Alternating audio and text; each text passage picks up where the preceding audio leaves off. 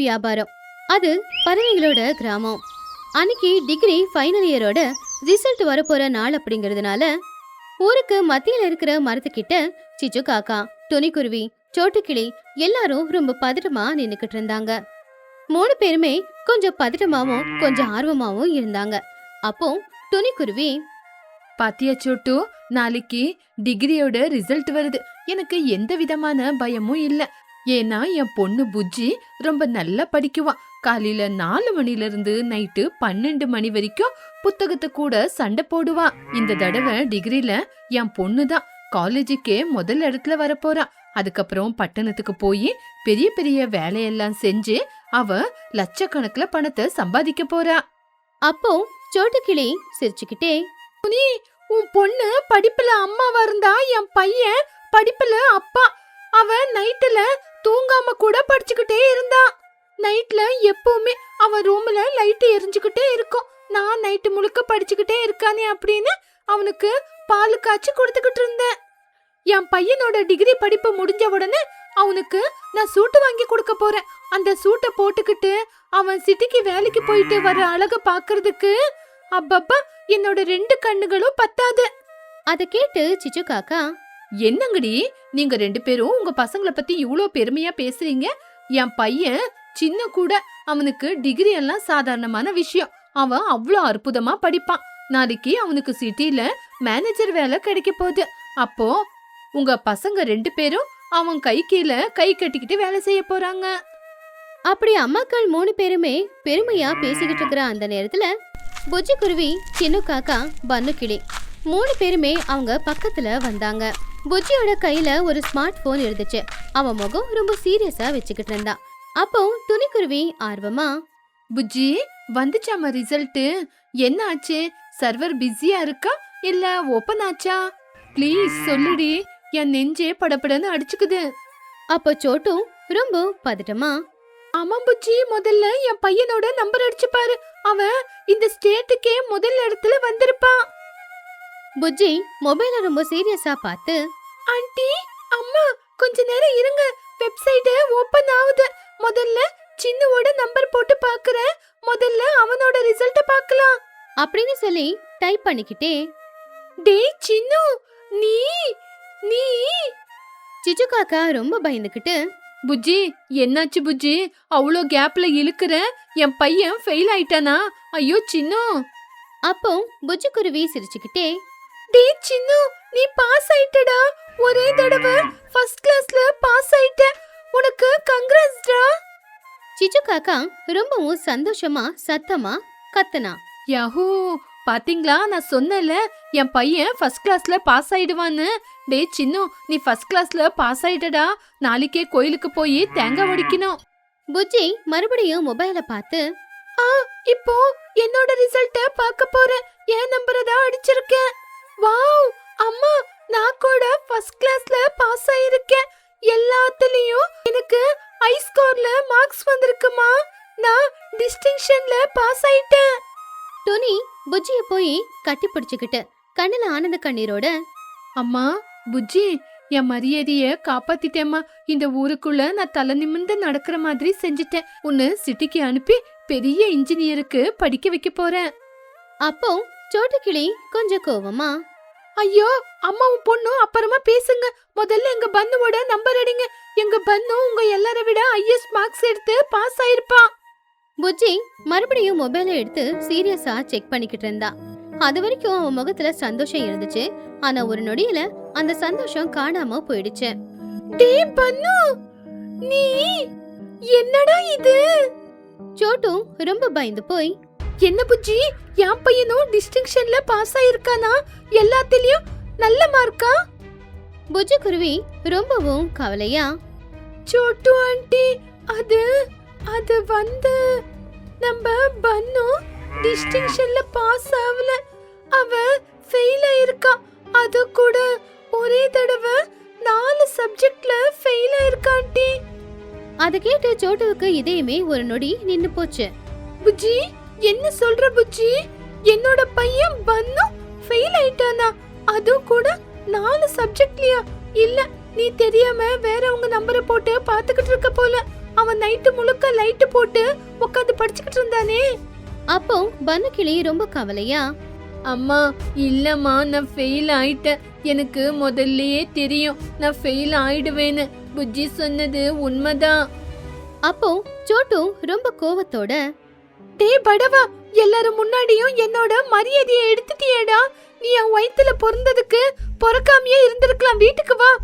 சோட்டு கிளி ரொம்பவும் கோவத்தோட பன்னுவோட கைய பிடிச்சுக்கிட்டு தரன்னு அவனை வீட்டுக்குள்ள கூட்டிக்கிட்டு போச்சு. வீட்டுக்குள்ள போன உடனே வீட்டோட கதவை சாத்திட்டு பன்னுவ வாய்க்கு வந்தபடி எல்லாம் திட்ட ஆரம்பிச்சான். பாவம் பன்னு எதுவும் சொல்ல முடியாம அமைதியா நின்னுக்கிட்டு இருந்தான். ஏன்டா நீ எக்ஸாம்ல ஃபெயில் ஆயிட்ட? அவங்க 2 பேரும் பாஸ் ஆகி அவங்க அம்மா எவ்வளவு பெருமையா பேசிக்கிறாங்கன்னு பாரு. ஆனா நீ மட்டும் ஃபெயில் ஆகி என் மரியாதையை எடுத்துட்ட. நைட்டு முழுக்க லைட் போட்டு என்னடா பண்ணிட்டு இருந்த? பாவம் பன்னு அழுதுகிட்டே, அம்மா நைட்டு முழுக்க நான் உட்காந்து படிச்சுக்கிட்டு இருக்கலம்மா.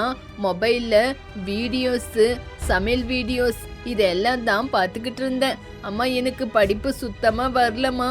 அந்த சயின்ஸ் மேக்ஸை பார்த்தாலே எனக்கு ரொம்பவே பயம் எடுக்குது. சோட்டு ஷாக் ஆகி, என்னது சமையல் வீடியோவை பார்த்துக்கிட்டு இருந்தியா? எக்ஸாமுக்கு படிக்கிறத விட்டுட்டு நீ ஏன்டா சமையல் வீடியோவை பார்த்துக்கிட்டு இருந்த? என்னோட மரியாதையை எடுத்துட்டடா. நீ நல்லா படிச்சு ஒரு சாஃப்ட்வேர் வேலைக்கு போவேன்னு நான் நினைச்சேன். அப்போ பன்னு ரொம்ப தைரியமா, அம்மா என்ன மன்னிச்சிடுங்கம்மா. நான் படிச்சு பெரிய இன்ஜினியர் ஆகணும்னு எனக்கு ஆசை இல்ல. எனக்கு சமைக்கிறதுன்னா ரொம்ப பிடிக்கும். உங்களுக்கு தெரியும்ல, நான் ரொம்ப நல்லா சமைக்குவேம்மா. எனக்கு இந்த ஊர்ல ஒரு ஃபுட் பிசினஸ் ஆரம்பிக்கணும்னு ரொம்ப நாளா ஆசை.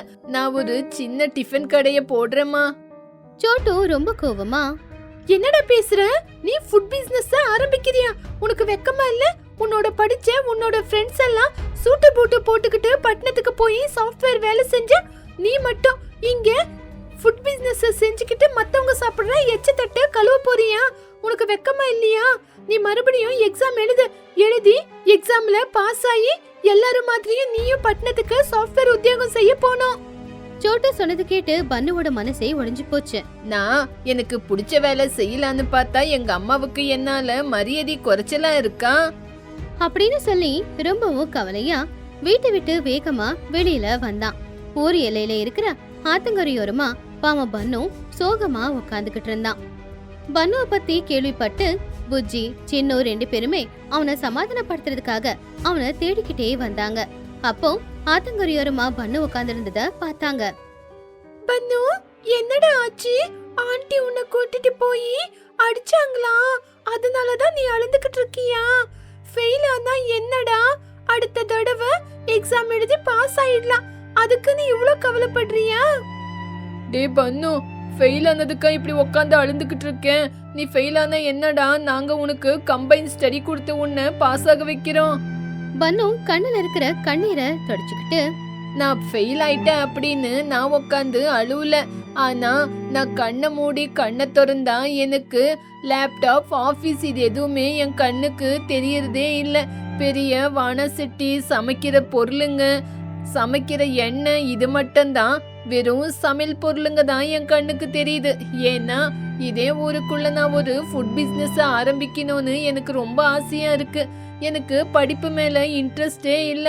ஆனா சமைக்கிறதுல தான் எனக்கு ரொம்பவே இன்ட்ரெஸ்ட். இந்த விஷயத்தை எங்க அம்மா கிட்ட சொன்னா எங்க அம்மா எனக்கு அடிச்சு என் மரியாதை குறைவான வேலையை செய்யாதேன்னு சொல்லிட்டாங்க. மறுபடியும் என்ன படிக்க சொல்றாங்க. எனக்கு சமையல்ல இருக்கிற இன்ட்ரெஸ்ட் படிப்பு மேல வரல. ஆனா எங்க அம்மா என்ன மட்டும் புரிஞ்சுக்கவே மாட்டேங்கிறாங்க. புஜ்ஜி பன்னு சொன்னது கேட்டு ரொம்ப எமோஷனல் ஆனா. டேய் பன்னு, உனக்குள்ள இவ்ளோ பெரிய ஆசை இருக்குன்னு ஏன்டா எங்க கிட்ட சொல்லவே இல்ல? உனக்கு சமையல் மேலதான் இன்ட்ரெஸ்ட்னு எங்க கிட்ட சொல்லிருக்கலாம்ல. உன்னோட கனவு ரொம்ப நல்ல கனவுடா. எல்லாரும் சாஃப்ட்வேர் படிச்சு இன்ஜினியர் ஆனா அவங்களுக்கு சாப்பாடு கொடுக்க ஒருத்தர் வேணும்ல. அது ஒண்ணும் குறைஞ்ச வேலை கிடையாது. அப்போ பன்னு கிளி கண்ணுல கண்ணீரோட, புஜ்ஜி, உனக்கு எவ்வளவுதான் சொன்னாலும் புரியுது. ஆனா இதே விஷயத்த எங்க அம்மா கிட்ட சொன்னா அவங்களுக்கு மரியாதை குறைச்சலுன்னு நினைக்கிறாங்க. தயவு செஞ்சு எனக்கு நீ தான் உதவி பண்ணணும்.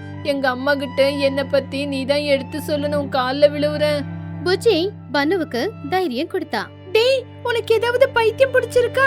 யாராவது ஃப்ரெண்ட்ஸ் கால்ல போய் விழுவாங்களா? உனக்கு என்ன? உங்க அம்மாவை சம்மதிக்க வைக்கணும். அவ்வளவுதானே. இதுக்கப்புறம் நீ கவலைப்படாத, உங்க அம்மாவை சம்மதிக்க நான் வைக்கிறேன். சரி வா, நம்ம கிளம்பலாம்.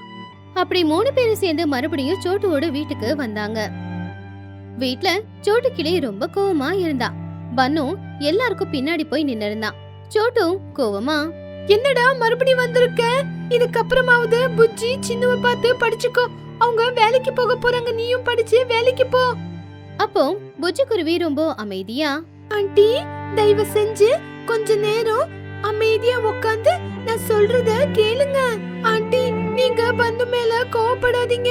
பன்னு செய்யற இந்த ஃபுட் பிசினஸ் அது கேவலமானது இல்ல. நீங்க பன்னுவ சாஃப்ட்வேர் வேலை செய்ய அப்படின்னு சொல்லிக்கிட்டு இருக்கீங்கல்ல, தயவு செஞ்சு பன்னுவ அவன் இஷ்டப்படி வாழ விடுங்க ஆண்டி. அப்போ சோட்டு கிளி, என்ன புஜ்ஜி நீ பேசுறது? ஒரு அம்மாவா என் புள்ள நல்லா இருக்கணும்னு நான் நினைக்கிறது தப்பா? நீங்க எல்லாரும் ஆபீஸ்ல உட்காந்துக்கிட்டு ஏசி போட்டுக்கிட்டு வேலை செய்வீங்க. ஆனா என் பையன் அடுப்புக்கு முன்னாடி நின்னுக்கிட்டு வேர்வை ஊத்திக்கிட்டு சமைச்சுக்கிட்டு இருப்பான். ஒரு அம்மாவா என் புள்ளைக்கு எது நல்லது எது கெட்டதுன்னு எடுத்து சொல்ல கூட எனக்கு உரிமை இல்லையா? புஜ்ஜி சிரிச்சுக்கிட்டே சோட்டு கிட்ட, ஆண்டி சந்தோஷமா வாழ்றது அப்படின்னா ஏசிக்கு கீழே உட்காந்துக்கிட்டு சந்தோஷமா வேலை செய்யறது ஆண்டி. ஒரு மனுஷன் சந்தோஷமா இல்லனா ஏசி காத்து கூட அவனுக்கு நெருப்பு மாதிரி இருக்கும். நான் சொல்றத கேளுங்க ஆண்டி. நீங்க சொன்ன மாதிரி ஒருவேளை பன்னு படிச்சு ஐடி கம்பெனிக்கு வந்து வேலைக்கு சேர்றான்னு வெச்சுக்குங்க. அங்கேயும் கூட அவனுக்கு ஒரு பாஸ் இருப்பாங்க. அந்த பாஸ் அவன் கை கீழே வேலை செய்யறதுக்கு 4 பேரை வச்சிருப்பாங்க. அதுல ஒருத்தனா பன்னு இருப்பான். அவங்க வேலை சரியா நடக்கலன்னு திட்டுவாங்க. ஒரு தடவை ரொம்ப டார்ச்சர் கொடுப்பாங்க. அந்த டார்ச்சருக்கு பன்னுக்கு சின்ன வயசுலயே பிபி சுகர் அப்படின்னு எல்லாமே வந்துரும். ஆனா அவனுக்கு மனசுக்கு பிடிச்ச வேலையை மட்டும் அவனால செய்யவே முடியாது. புஜ்ஜி குருவி சொன்னது கேட்டு சோட்டு கிளி கொஞ்ச நேரம் யோசிச்சு பார்த்தா. இப்ப அவனுடைய முகத்துல இருந்த கோபம் எல்லாம் மறைஞ்சு போச்சு. ஒருவேளை உங்க பையனுக்கு இஷ்டமான ஃபுட் பிசினஸ் ஆரம்பிச்சுக்கோன்னு நீங்க சொன்னீங்கன்னா அங்க அவனுக்கு பாஸே இல்ல. அவனே ராஜா, அவனே மந்திரி. அவனோட சமையல மட்டுமே நம்பி அங்க வர கஸ்டமரை ரொம்ப சந்தோஷமா ஆரோக்கியமா அவங்களுக்கு பிடிச்சதெல்லாம் சமைச்சு போடுவான். சாப்பிட்டு போற கஸ்டமர் ஃபுட் நல்லா இருக்குன்னு சொன்ன உடனே அவனுக்கு அவன் முகத்துல சந்தோஷம் தெரியும். அதே ஒரு பாஸ் கை கீழ வேலை செஞ்சா அவங்க திட்டுல அவனுக்கு அந்த சந்தோஷம் கிடைக்குமா? அவனுக்கு சந்தோஷம் லட்சக்கணக்குல சம்பாதிச்சாலும் கிடையாது. அவன் மனசுக்கு என்ன வேலை பிடிக்குதோ அந்த வேலையை செஞ்சா மட்டும்தான் அவன் மனசுக்கு சந்தோஷம். உங்க புள்ளைக்கு சம்பளம் குறைவா இருந்தாலும் ஒரு வேளை சாப்பிட்டாலும் சந்தோஷமா நிம்மதியா சாப்பிடுவான். ஒரு அம்மாவா இப்ப நீங்க சொல்லுங்க, உங்க பையன் சந்தோஷமா இருக்கணுமா இருக்க கூடாதான்னு சொல்லுங்க ஆண்டி. புஜ்ஜி சொன்ன ஒவ்வொரு வார்த்தையும் மெதுவா சோட்டுவுக்கு நல்லாவே புரிய ஆரம்பிச்சது. அந்த பெரிய பெரிய சாஃப்ட்வேர் வேலைக்கு பின்னாடி இருக்கிற பிரஷர் என்ன, பிடிச்ச வேலையை செய்யும் போது கிடைக்கிற சந்தோஷம் என்ன, இது எல்லாமே சோட்டு கிளி இப்பதான் புரிஞ்சுக்கிட்டா. உடனே சோட்டும் அவனுடைய புள்ள பன்னு பக்கத்துல போய் நின்னு அவனை சமாதானப்படுத்தி இப்படி பேசினான். டேய் பன்னு, என்ன மன்னிச்சிடுறா. நான் இன்னொருத்தர் கூட போட்டி போட்டுக்கிட்டு அவங்க முன்னாடி என் மரியாதை அதிகமாகணும்னு உன் மனசுல இருக்கிற ஆசைய சாகடிச்சிட்டேன். ஆனா புஜ்ஜியோட வார்த்தையை கேட்டதுக்கு அப்புறம் இவ்வளவு நாளா என் பையன் மனசு நான் புரிஞ்சுக்காம போயிட்டேன்னு எனக்கு தெரிஞ்சிருச்சு. இதுக்கப்புறம் உன் மனசுக்கு என்ன பிடிக்குதோ அதே செய்ப்பா. நீ ஹோட்டல் பிசினஸ் ஆரம்பிக்கிறதுக்கு நான் உதவி செய்யறேன். இந்த அம்மா எப்பவுமே உன் கூட இருப்பேன். பன்னு சந்தோஷமா சிரிச்சுக்கிட்டே அவங்க அம்மாவை போய் கட்டி பிடிச்சுக்கிட்டான். அம்மா தேங்க்யூ சோ மச் அம்மா. இந்த ஊருக்குள்ள உங்க மரியாதை போற மாதிரி என்னைக்கும் நான் நடந்துக்க மாட்டேன். நான் இந்த ஊருக்குள்ள பெரிய பிசினஸ் மேனா ஆய் காட்டுறேன். புஜ்ஜி உனக்கு ரொம்ப நன்றி. உன்னாலதான் இன்னைக்கு நான் நினைச்சத சாதிக்க போறேன் புஜ்ஜி. அடுத்த நாள் காலையில பன்னு அவங்க அம்மாவோட உதவியால ஊருக்கு மத்தியில ஆள் நடமாட்டம் அதிகமா இருக்கிற இடத்துல ஒரு கடைய போட்டான். அந்த கடைக்கு பன்னு ஸ்பெஷல் பூரி சென்டர் அப்படின்னு ஒரு பேரையும் வச்சான். பன்னு கடையில உக்காந்துக்கிட்டு மாவு பிசைஞ்சு அழகா அதை திரட்டி எண்ணெயில போட்டு பூரிய சுட்டு எடுத்துக்கிட்டு இருந்தான். அதே மாதிரி பூரிக்கு ஒரு 4-5 வகையான சைட் டிஷ்ஷும் பண்ணி வச்சிருந்தான். அந்த மனம் ஊர்ல காத்துல எல்லாருடைய வீட்டுக்கும் போச்சு. அந்த பக்கமா வரவங்க போறவங்க எல்லாருமே கூட அந்த மனத்தை பார்த்து அவன் கடைக்கிட்ட வர ஆரம்பிச்சாங்க. அப்பதான் மெதுவா மகிக்கழகம் கூட அந்த பக்கமா வந்துகிட்டு இருந்துச்சு. லூசி, எங்க இருந்து இந்த சமைக்கிற வாசம் வருது? எனக்கு இந்த வாசத்துக்கே வாயில இருந்து எச்சில் ஊறுது. சரிவா போய் பார்க்கலாம். ஆமா, எனக்கும் இந்த ஸ்மெல்லுக்கு வயித்துக்குள்ள பசிய தூண்டி விடுற மாதிரியே இருக்கு. அதோ நம்ம சோட்டுவோட பையன் பன்னு தான் கடை வச்சிருக்கான். வாங்க போய் பார்க்கலாம். அப்படி அந்த மனத்துக்கு எல்லாருமே அட்ராக்ட் ஆகி பன்னுவோட கடைக்கிட்ட வந்தாங்க. பன்னுவுக்கு ஹெல்ப் பண்றதுக்காக கூடவே புஜ்ஜி குருவி சின்னுவும் கூட அப்பதான் வந்து ஹெல்ப் பண்ணிக்கிட்டு இருந்தாங்க. பன்னும் எல்லாருக்குமே ரொம்பவும் பாசமா பூரிய பரிமாறிக்கிட்டு இருந்தான். அப்போ மகிக்கழகு அந்த பூரிய சாப்பிட்டு பார்த்து, வாவ் பன்னு, நீ செஞ்சிருக்கிற இந்த பூரி சாகு சாப்பிடுறதுக்கு பயங்கரமா இருக்கு. என் லைஃப்ல இந்த மாதிரி ஒரு ருசிய சாப்பிட்டதே இல்ல. எனக்கு வீட்டுக்கும் 2 பார்சல் கட்டி கொடு.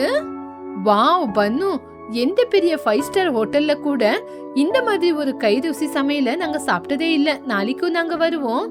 அப்படி எல்லாருமே பன்னு கிளிய பாராட்டி பூரிய சாப்பிட்டுட்டு அவனுக்கு பணத்தை கொடுத்துட்டு போய்கிட்டு இருந்தாங்க. பன்னு ரொம்பவும் பிஸியா இருந்தான். அப்பதான் தூரத்துல ஒரு மரத்துக்கு கீழே நின்னு சோட்டு கிளி பன்னு பிஸியா இருக்கிறத பார்த்து மனசுக்குள்ளேயே ரொம்பவும் சந்தோஷப்பட்டான். புஜ்ஜி சொன்னது உண்மைதான். என் பையன் முகத்துல இது வரைக்கும் இந்த மாதிரி ஒரு சந்தோஷத்தை நான் பார்த்ததே இல்ல. அவனோட சந்தோஷம் தான் எனக்கு ரொம்ப சந்தோஷம். அப்படி பன்னு கிளி டிகிரியில ஃபெயில் ஆனாலும் கூட அவனுக்கு ரொம்பவும் பிடிச்ச பூரி செஞ்சு விக்கிற வியாபாரத்தை ஆரம்பிச்சு கை நிறைய பணமும் சம்பாதிச்சு அவனுடைய அம்மாவையும் அவனுடைய குடும்பத்தையும் ரொம்ப நல்லபடியா பாத்துக்கிட்டான். இப்போ ஊர்ல அவன் ரொம்ப ஃபேமஸான சமையல்கார. இது சோட்டுவுக்கு பெருமைதான். மழைக்காலத்துல பறவைங்களோட ட்ரிப். போன வெயில் காலத்துல வெயில் பயங்கரமா அடிச்சதுனால பறவைங்களால அங்கிருந்து எங்கேயுமே போக முடியல. வெயில பார்த்து பயந்து எல்லாரும் வீட்டுக்குள்ளேயே தான் இருந்தாங்க. ஆனா இப்ப கொஞ்சம் கொஞ்சமா வானிலை மாற ஆரம்பிச்சுது. மழை காலமும் தொடங்கிடுச்சு. தினமும் மெதுவா மழை பெஞ்சுக்கிட்டே தான் இருந்துச்சு. மழையும் வெயிலும் கலந்தாப்புல தான் அடிச்சுக்கிட்டு இருந்துச்சு. இப்படி இருக்கும்போது ஒரு நாள் சாயந்தர நேரம் ஊருக்கு மத்தியில இருக்கிற ஒரு மரத்துக்கு கீழே சிச்சு காக்கா லூசி புறா 2 பேரும் உட்காந்து பேசிக்கிட்டு இருந்தாங்க.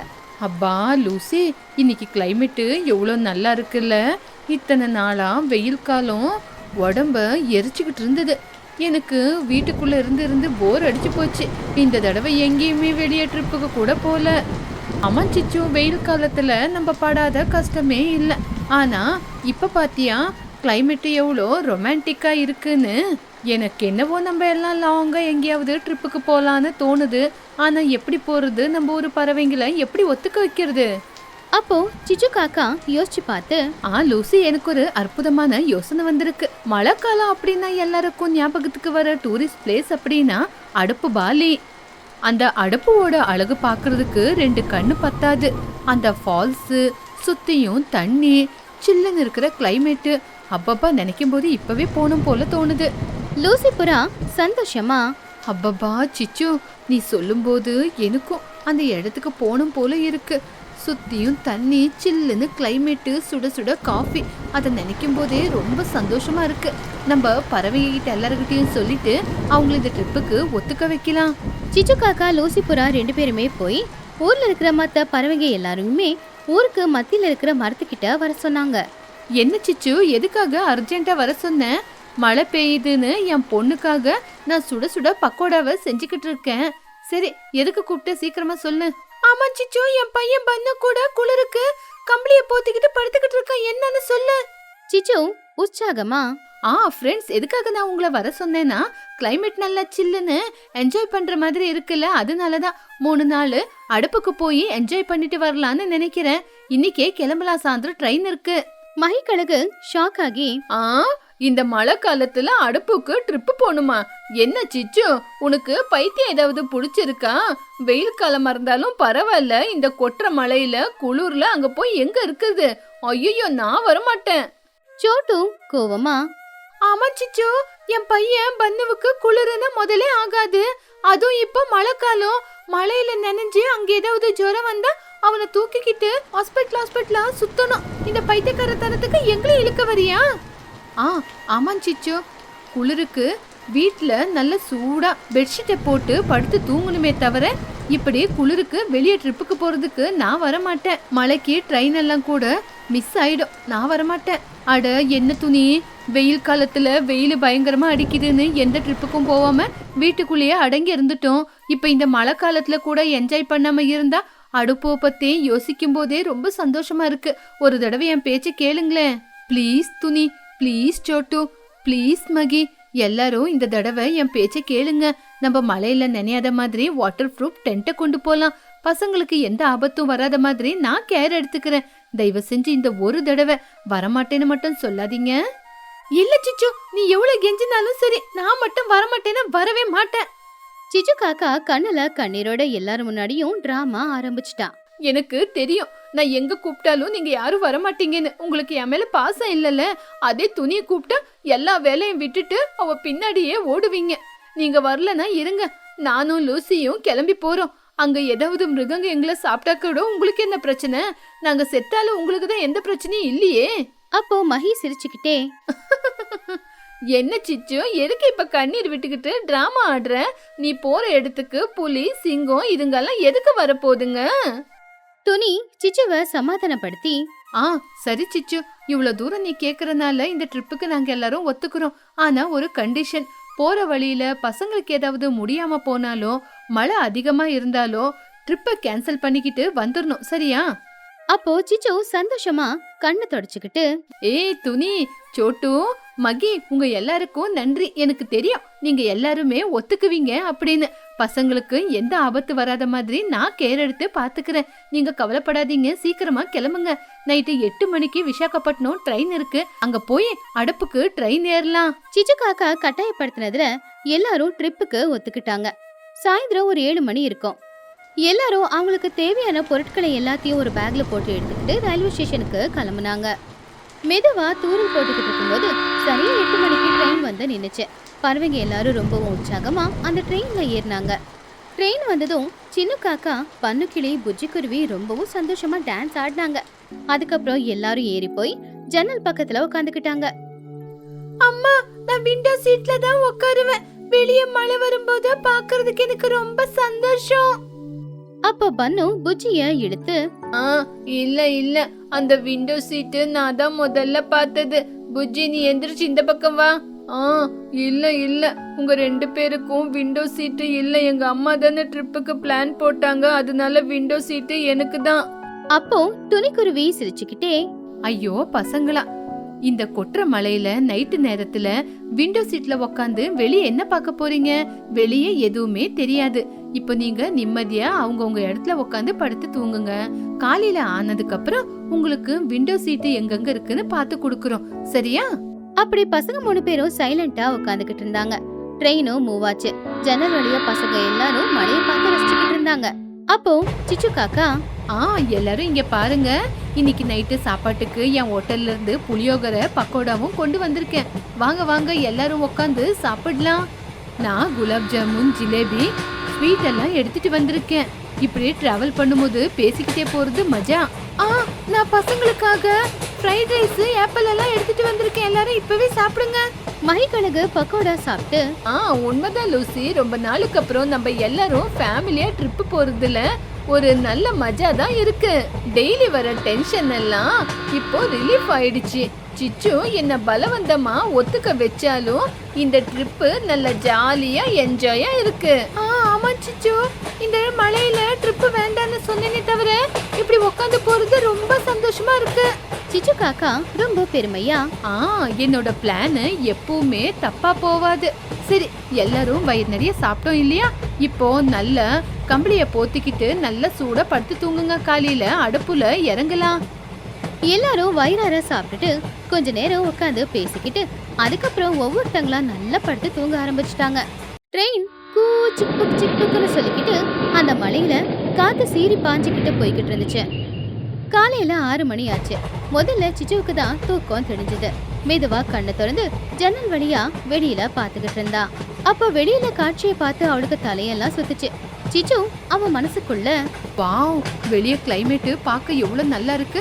பச்சை பசேல்னு மலைங்க, அந்த மலைங்களையே போர்வையா போத்தி இருக்கிற பனி மூட்டங்க.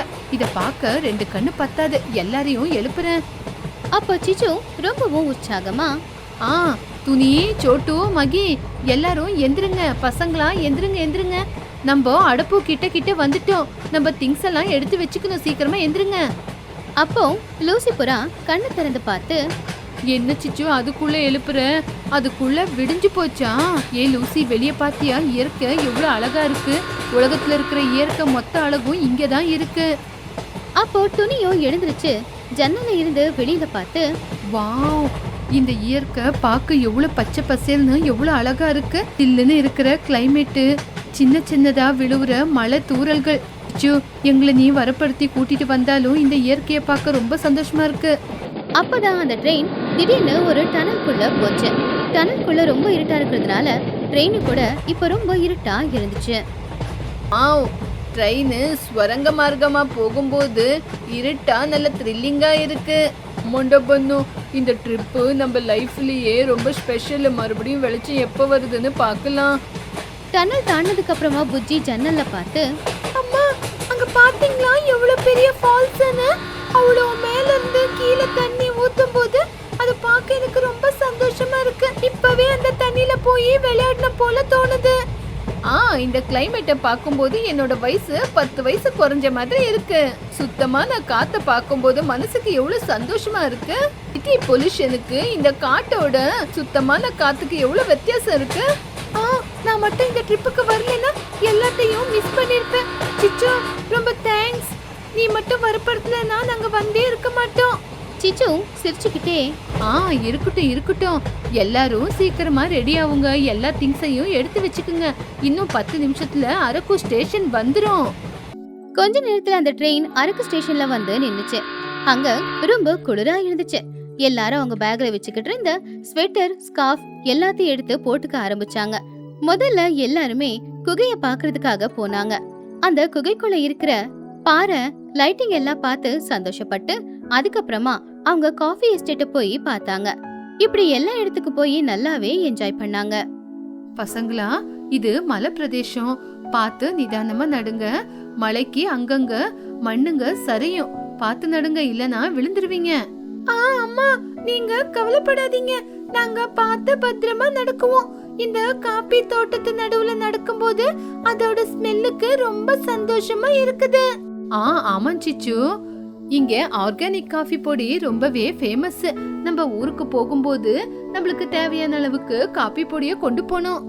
மஹி அருவி பக்கத்துல போய் நின்னு, எனக்கு இந்த ஃபால்ஸ பாக்கும்போது ரொம்பவே சந்தோஷமா இருக்கு. சரி வாங்க, நம்ம அந்த பக்கமா போய் இந்த பேக்ரவுண்ட்ல நின்னு ஒரு குரூப் போட்டோ எடுக்கலாம்.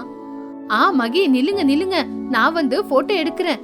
எல்லாரும் சிரிங்க பார்க்கலாம். எல்லாரும் கரெக்டா நில்லுங்க. Smile please.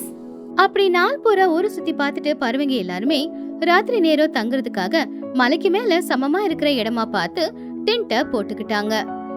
ராத்திரி நேரம் மழை கொஞ்சம் குறைஞ்சதுனால டென்ட்டுக்கு வெளியில எல்லாருமே தீ மூட்டி அந்த நெருப்பு சுத்தி உக்காந்துக்கிட்டு குளிர் காஞ்சிக்கிட்டு கதை பேசிக்கிட்டு இருந்தாங்க. அவங்க எல்லாருக்குமே அந்த நாள் ரொம்பவும் ஒரு அருமையான நாளாவே அமைஞ்சுது. அப்பா, இந்த தணுப்புக்கு சுட சுட நெருப்பு எவ்வளவு நல்லா இருக்கு. காலையில சில்லுன்னு வேணும்னு சொன்னா இப்போ குளிர் எடுக்குது. நான் இப்போ இந்த நெருப்புல ஸ்வீட் கார்ன், சிக்கன் கபாப் எல்லாத்தையும் சுட்டு எடுக்க போறேன். பசங்களா, சீக்கிரமா பிளேட் கொண்டு வந்து இப்படி உட்காருங்க. ட்ரிப்புக்கு வந்து எல்லாரும் இப்படி சைலண்டா உட்கார்ந்து இருந்தா எப்படி? நான் என்னோட ஃபேவரட் பாட்டை பாடுறேன், நீங்க எல்லாரும் டான்ஸ் ஆடுங்க. Okay okay. சிச்சு பாட்டு பாடுனா நான் என்னோட ஸ்டெப் போடுறேன். நான் ரெடி. சிச்சு காக்கா வாய் திறந்து சத்தமா பாடும்போது சுத்தி இருக்கிற பசங்க குளிருக்கு இதமா இருக்கட்டுமேனு டான்ஸ் ஆடினாங்க. மஹிக்கழுகு, துணி, சோட்டு, லூசி எல்லாருமே கைத்தட்டி ரசிச்சுக்கிட்டு இருந்தாங்க. அப்படி அடுத்த 3 நாள் அவங்க அரக்குல ரொம்ப சந்தோஷமா இருந்தாங்க. பேம்பு சிக்கன் அப்படிங்கிற மாதிரி அவங்க லோக்கல் ஸ்ட்ரீட் ஃபுட் எல்லாம் சாப்பிட்டு பார்த்து என்ஜாய் பண்ணாங்க. அந்த 3 நாள் எப்படி போச்சுன்னு அவங்க யாருக்குமே தெரியல. 3 நாள் ட்ரிப்புக்கு அப்புறமா மறுபடியும் எல்லாரும் ஊருக்கு போறதுக்காக ரயில்ல ஏறி உட்காந்துக்கிட்டு இருந்தாங்க. எல்லாருடைய முகத்திலயும் சந்தோஷம், சோகம், நிறைய குட் மெமரிஸ், அதே மாதிரி முகத்துல ஒரு அசதியும் இருந்துச்சு. ட்ரெயின் அந்த ஊரை விட்டு கிளம்புச்சு. என்ன துணி, என்னோட ட்ரிப்பு பிளான் சக்சஸ் ஆயிடுச்சு தானே? மலையில வந்தோன்னு யாருக்கும் எந்த ஃபீலிங் இல்லையே. சூப்பர் சிச்சு, என்னோட வாழ்க்கையில இந்த மாதிரி சந்தோஷமா இருந்த ட்ரிப்பை நான் பார்த்ததே இல்லை. நம்ம எல்லாரும் சேர்ந்து எவ்வளவு நல்லா என்ஜாய் பண்ணோம். இந்த ட்ரிப்பு நாட்களை என்னோட வாழ்க்கையில மறக்க முடியாது. ஆமா சிச்சு, டெய்லி எழுந்திரிச்சு ஆபீஸ் டென்ஷன் இதுல இருந்து ஒரு நல்ல ரிலீஃப் கிடைச்சது. நாளையில இருந்து மறுபடியும் வேலைக்கு போனோம். இருந்தாலும் இந்த ட்ரிப்பு சூப்பரா இருந்தது. சிச்சு, இன்னொரு தடவை நீ ட்ரிப்புக்கு கூப்பிட்டா நான் வரமாட்டேன்னு சொல்லவே மாட்டேன். எங்க எல்லாருக்கும் இந்த ட்ரிப்பு ரொம்ப பிடிச்சிருந்தது. என் பையன் பன்னுக்கு கூட இந்த கிளைமேட் செட் ஆயிடுச்சு. ஆமா சிச்சு ஆண்டி, நான் கூட ஸ்கூலுக்கு போய் என் ஃப்ரெண்ட்ஸ் கிட்ட நம்ம அரக்கு ட்ரிப்பை பத்தி சொல்லுவேன். அங்கிட்ட போட்டோஸ் எல்லாம் பார்த்து அவங்க எல்லாருக்கும் பொறாமையா இருக்கும். சரி சரி, மறுபடியும் நம்ம ஊரு போய் சேர ரொம்ப நேரம் இருக்கு. அது வரைக்கும் புதுசா ஏதாவது கேம் ஸ்டார்ட் பண்ணலாமா? அந்தாக்ஷரி விளையாடலாமா? யாருக்கு எவ்வளவு பாட்டு தெரியும்னு பார்க்கலாம். நான் தான் முதல்ல அரக்கோட அழகுங்க. அப்படி எல்லாரும் ட்ரெயின்ல திரும்பி போய்கிட்டு இருக்கும்போது பாட்டு பாடிக்கிட்டு அந்த அரக்குல அவங்க என்னெல்லாம் பார்த்தாங்க, எந்த இடத்துல எப்படி எல்லாம் இருந்துச்சு அதை பத்தி எல்லாம் பேசிக்கிட்டு சந்தோஷமா போய்கிட்டு இருந்தாங்க. கடைசியில அந்த மழை காலத்துல சிச்சு காக்கா கட்டாயப்படுத்தி அவங்க எல்லாரையும் கூட்டிட்டு வந்ததுக்கு அவங்க எல்லாருக்குமே வாழ்க்கையில மறக்கவே முடியாத மாதிரியான ஒரு 3 நாட்கள் இருந்துச்சு.